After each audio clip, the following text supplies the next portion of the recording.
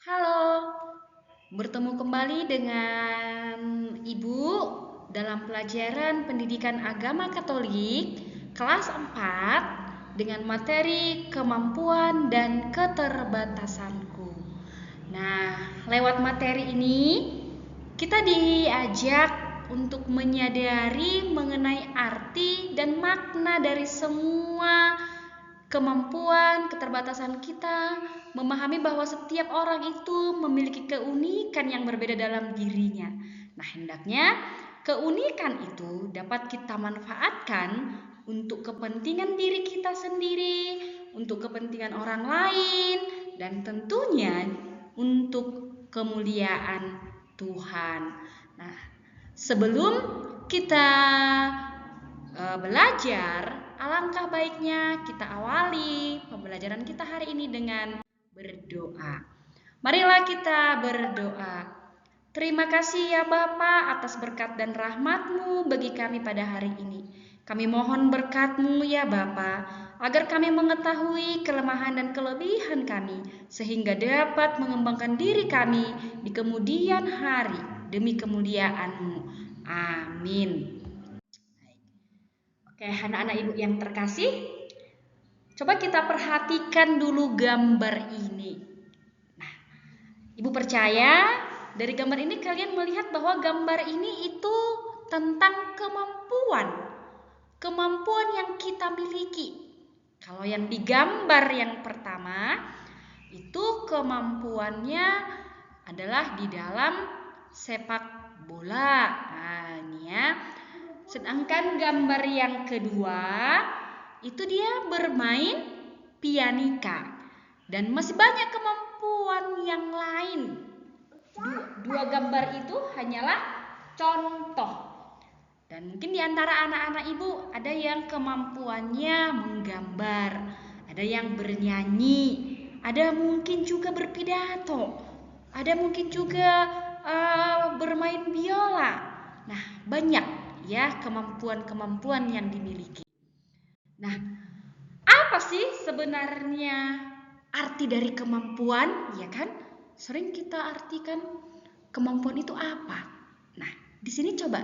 Kemampuan itu bisa kita artikan kesanggupan, kecakupan, dan kekuatan untuk melakukan sesuatu.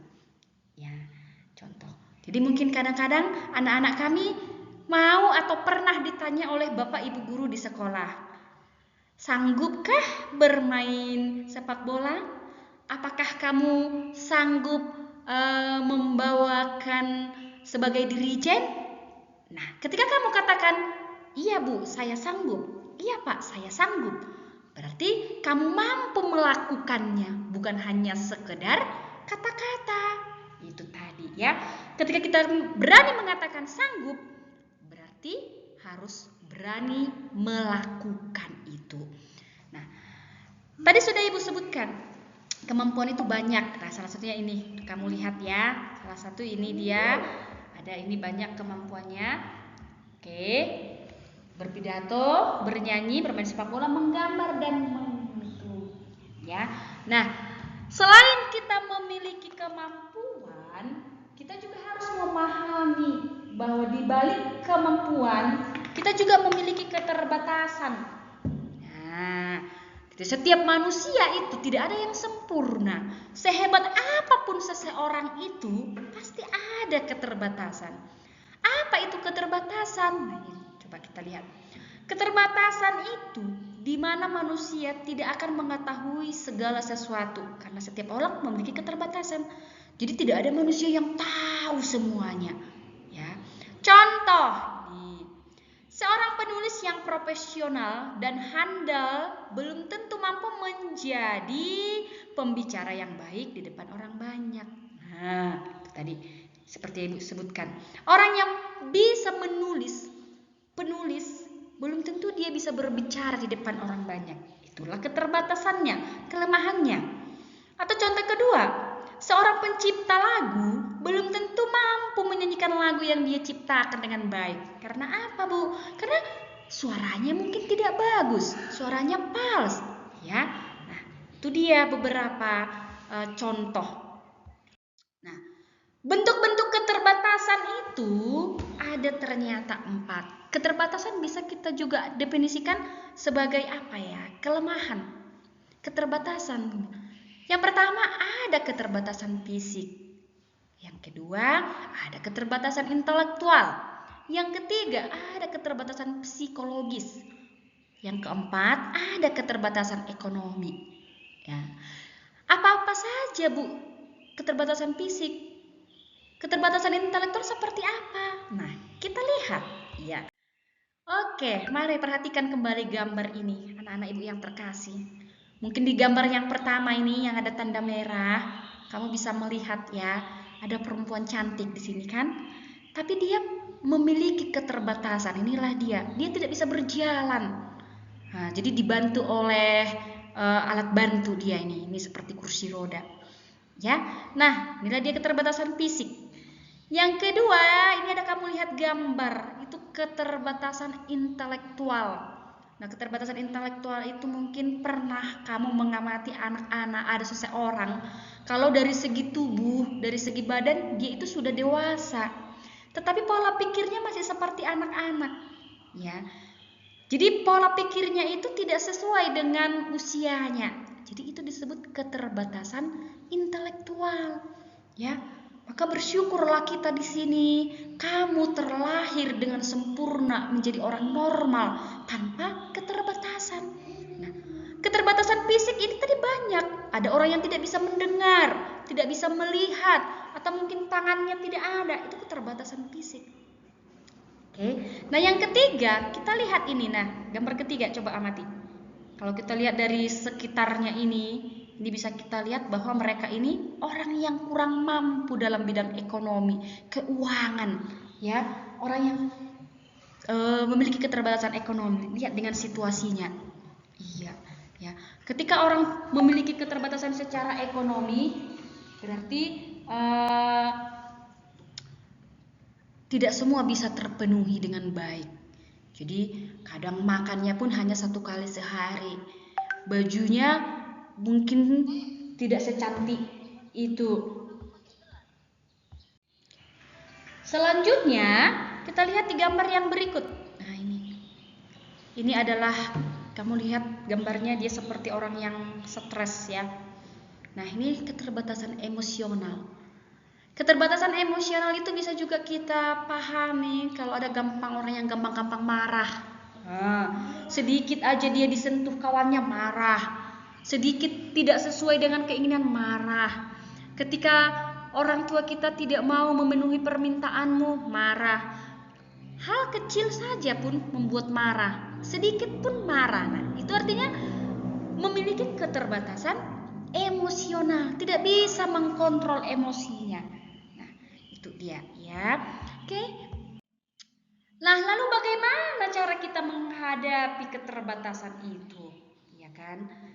Yang pertama, jadi ingat tadi ya, semua orang punya keterbatasan. Ingat, jadi bagaimana? Apakah kita terpuruk dengan keterbatasan itu? Nah, tentu tidak ya. Sebagai anak-anak Tuhan, kita diajak untuk menjadikan keterbatasan itu menjadi kekuatan kita. Nah, yang pertama apa yang kita lakukan? Menerima diri dengan segala kelemahan dan kekurangan, berdamai dengan diri sendiri, jangan kamu paksa, ya, berdamai, jadikan dengan itu menjadi motivasi untukmu. Maka tidak heran kan kalau di gambar pertama tadi, walaupun dia tidak bisa berjalan, tapi bisa berprestasi. Kalau kamu pernah juga perhatikan ada penyanyi itu, dia buta, matanya tidak bisa melihat, tapi dia dikenal oleh seluruh dunia karena apa? Karena suaranya yang bagus. Itu, ya. Yang kedua, keterbatasan tidak menjadi penghalang dalam meraih kesuksesan. Ini tadi yang Ibu sebutkan di yang pertama berkaitan. Keterbatasan tidak menjadi penghalang. Jadi jangan jadikan itu, sudahlah, saya tidak bisa melihat. Sudahlah, saya tidak bisa mengikuti pelajaran dengan baik. Sudahlah. Tidak. Jangan jadikan itu jadi penghalang. Ya. Yang ketiga, memotivasi diri dengan melihat orang-orang sukses. Bahkan orang cacat. Orang cacat aja bisa. Masa kita yang diciptakan Tuhan dengan sempurna kalah? Pelukis yang tidak punya tangan. tapi dia bisa dikenal oleh dunia. Ya, dengan cara apa? Dia gunakan kakinya. Itu. Kemudian yang keempat, belajar terus-menerus dan tidak mudah putus asa. Ini tidak ada orang sukses itu sekali latihan, 2 kali latihan langsung bisa. Tidak ada orang hebat itu tidak melalui proses yang tidak panjang, pasti. Ketika itu salah, ulangi lagi. Ketika itu salah, ulangi lagi. Nah, jadi untuk anak-anak kami, kalau kamu ditegur oleh ibu guru, orang tua, itu salah. Coba diulangi sekali. Itu salah, Bang. Coba rapikan lagi. Perbaiki, Bang. Kamu tidak boleh marah. Ya kan? Kadang-kadang ada di antara anak ibu ini, ketika dikatakan kurang bagus, Pak, coba diperbaiki lagi. Ketika disuruh memperbaiki sekali, 2 kali, 3 kali, sudah malas, sudahlah Bu, capek Bu. Nah, itu tadi ya. Jadi kalau kita mau maju, tidak boleh menyerah, tidak boleh putus asa. Kemampuan, kita kembali ke awal kemampuan.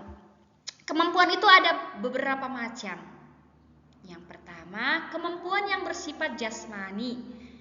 Artinya kemampuan yang mengandalkan tenaga badan. Contohnya menari, kemampuan olahraga. Cara kita menari itu unik. Setiap orang mempunyai cara yang unik dalam menari. Kemudian ada kemampuan bersifat rohani. Misalnya apa, Bu? Kemampuan untuk berpikir, kemampuan untuk berdoa, kemampuan untuk berenung, dan kemampuan untuk berkhotbah.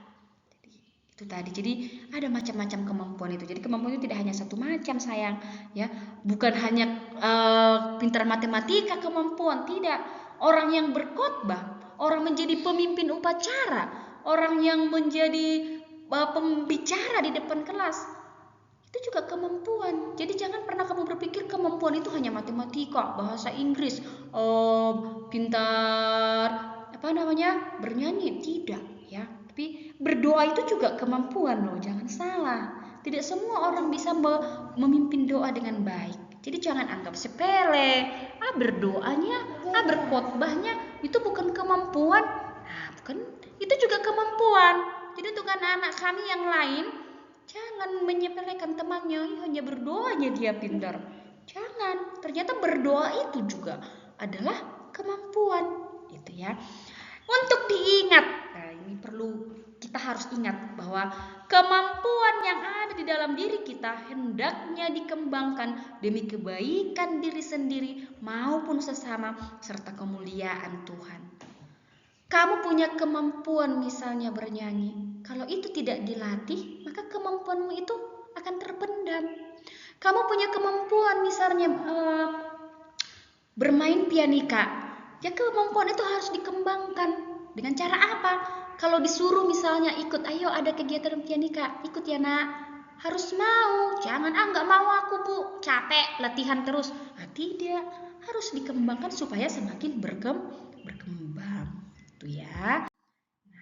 Nah, coba kita lihat apa ajaran kitab suci tentang karunia Allah, ya. Roma 12 ayat 1 sampai 8. Jadi untuk anak-anak kami, ya, atau untuk yang siapa saja yang melihat, boleh dibaca Roma 12 ayat 1 sampai 8. Ya. Karena itu saudara-saudari, demi kemurahan Allah aku menasihatkan kamu, supaya kamu mempersembahkan tubuhmu sebagai persembahan yang hidup, yang kudus dan berkenan kepada Allah. Itu adalah ibadahmu yang sejati. Janganlah kamu menjadi serupa seperti dunia ini, tetapi berubahlah oleh pembaharuan budimu, sehingga kamu dapat membedakan manakah kehendak Allah, apa yang baik, yang berkenan kepada Allah, dan yang sempurna. Dari Roma 12 ayat 1 sampai 8 dapat kita simpulkan bahwa setiap orang memiliki karunia, bahwa Tuhan memberikan karunia kepada setiap orang. Jadi jangan katakan aku tidak punya karunia. Karunia itu berupa apa? Berupa kemampuan-kemampuan yang berbeda agar kita saling melengkapi satu sama lain. Gitu ya. Setiap orang memiliki kemampuan yang berbeda agar bisa saling melengkapi. Contoh, Si A dia pintar bernyanyi. Si B pintar bermain musik. Nah, saling melengkapi kan? Itu. Atau contoh mungkin ada temanmu yang pintar menggambar. Ya. Temanmu yang lain dia memiliki pintar, dia daya imajinasinya kuat. Misalnya untuk memadu-madukan warna, mau membuat apa. Nah, kolaborasi, ya saling melengkapi. Atau bisa juga diartikan, ada temanmu pintar bahasa Inggris, kamu pintar matematika. Temanmu kurang dalam matematika. Jadi bisa saling melengkapi. Yang tadi yang tidak pintar bahasa Inggris bisa belajar ke yang pintar bahasa Inggris, yang tidak pintar matematika bisa belajar ke yang matematika. Jadi dia untuk saling melengkapi satu sama lain, bukan jadi sombong, ya. Bagaimana cara kita untuk mengembangkan karunia-karunia yang diberikan Tuhan kepada kita? Ini yang pertama, melatih diri secara terus-menerus. Yang kedua, belajar dan berani bertanya. Yang ketiga, banyak membaca dan mencari informasi. Keempat, berpikir positif dan meneladani yang menjadi idola. Berarti di sini maksudnya idola yang positif ya. Janganlah kamu pula meneladani idola yang tidak baik. Yang kelima, terbuka terhadap sesama. Ini perlu. Kalau kamu tidak mampu, jangan malu, jangan gengsi. Katakan, "Hei kawan, aku tadi tidak mengerti lah pelajaran ini. Ajarilah aku." Atau ke ibu guru, "Bu, aku kurang paham, Bu. Bagaimana tadi caranya, Bu?" Nah, jangan malu, terbuka. Yang keenam, terbuka terhadap Tuhan. Jadi jangan lupa, jangan hanya kamu berusaha tapi tidak mau berdoa, tidak mau ke gereja, tidak mau ikut misalnya sekolah minggu, tidak mau ikut kegiatan-kegiatan ke gereja. Nah, itu tidak ada artinya. Jadi harus seimbang, usaha dan berdoa. Alright, labora, bekerja sambil berdoa, doakan pekerjaanmu, lakukan pekerjaanmu dan doakan. Ya. Tuh. Oke, anak-anak ibu yang terkasih, coba perhatikan ketiga gambar berikut ini. Ya. Jadi di akhir materi kita, ibu mau ajak kamu merenung dulu. Di gambar ini, coba gambar yang pertama, kamu lihat itu adalah pensil. Itu pensilnya masih utuh, belum diapa-apain. Itu kan. Nah, kalau pensil utuh ini tanpa diapa-apai, kalau kita mau menulis, apakah akan kelihatan tulisannya? Tentu tidak ya. Tentu tidak. Nah, supaya pensil ini bisa digunakan, maka dia ada proses. Proses apa, Bu? Meraut. Kita rautlah pensil ini sehingga menjadi gambar yang kedua. Nah, jadi dia runcing. Ya kan? Gambar yang kedua, ketika dia sudah seperti sudah runcing, apakah pensil ini sudah bisa kita gunakan? Sudah. Pensil itu boleh kita gunakan untuk menulis. Menulis menjadi tulisan yang indah, untuk menggambar. Ya, itu dia. Nah, berkali-kali pensil ini mungkin ketika kamu menulis patah ujungnya. Ketika pensilnya patah, kembali kita apa? Kita raut lagi untuk menghasilkan, untuk bisa digunakan. Sampai terakhir nanti pensil ini dia menjadi tinggal kecil, dari yang panjang menjadi kecil. Ya karena apa? Dia berproses untuk menghasilkan sesuatu, untuk menghasilkan gambar yang indah, untuk menghasilkan tulisan yang indah. Maka ada prosesnya. Kenapa dia semakin kecil, Bu? Karena tadi berkali-kali mungkin ujung pensil ini patah, kita raut lagi. Sama halnya ketika kita belum berhasil, gagal pertama, coba latih lagi untuk kedua, masih juga gagal, berlatih kembali, berlatih terus-menerus tanpa mengenal putus asa. Jadi kita belajar dari pensil bahwa setiap orang yang ingin sukses itu melalui banyak proses. Baik, untuk tugasmu di rumah, ini tugasnya ya, mungkin boleh kamu tuliskan. sebelum kita tutup, adalah kita bernyanyi terlebih dahulu. Ya. Lagunya apa? Boleh kita nyanyikan bersama-sama.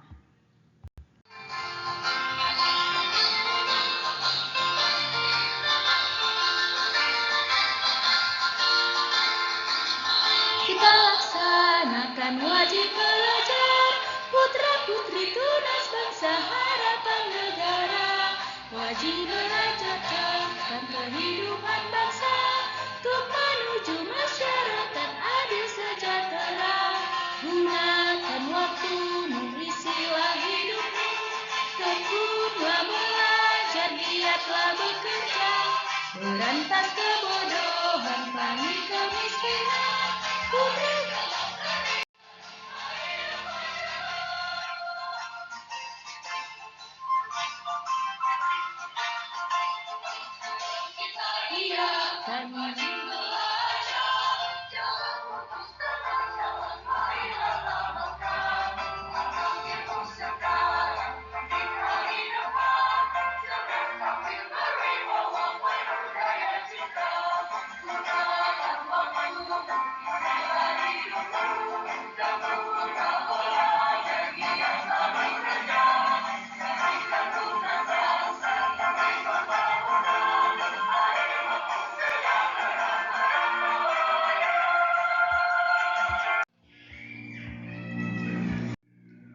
Baik anak-anak yang terkasih, dengan demikian hari ini pelajaran kita sampai di sini.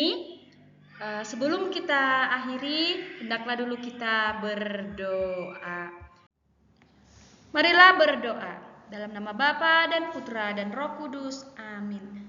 Terima kasih Bapa atas penyertaan-Mu selama kami belajar. Semoga lewat pelajaran kami hari ini, kami semakin mengenal diri kami dan bisa mengembangkan karunia-karunia yang kami miliki, yang nantinya bisa berguna untuk kami sesama dan untuk kemuliaan-Mu. Amin. Sampai jumpa. Terima kasih.